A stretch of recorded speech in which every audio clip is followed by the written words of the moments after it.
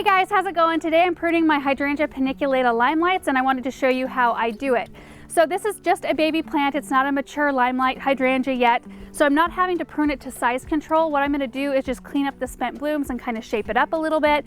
And it's a great time of year to do that, either late winter or early spring. Hydrangea paniculatas or Panicle hydrangeas bloom on new wood, as well as Hydrangea arborescens, which are a smooth hydrangea, so like Incredible or the Annabelle type.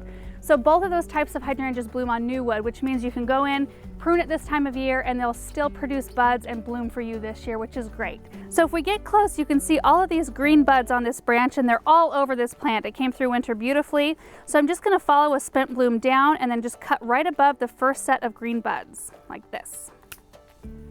So here's another good example. Here's the bloom, following it down, cutting right above that first set of green buds.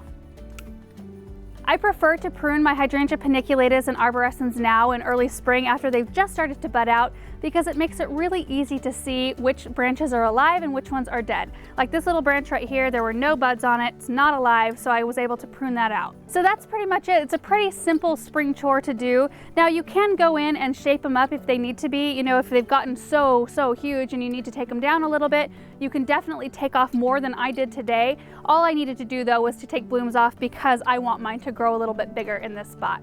So thank you guys so much for watching. Hope this was helpful, and we will see you in the next video. Bye.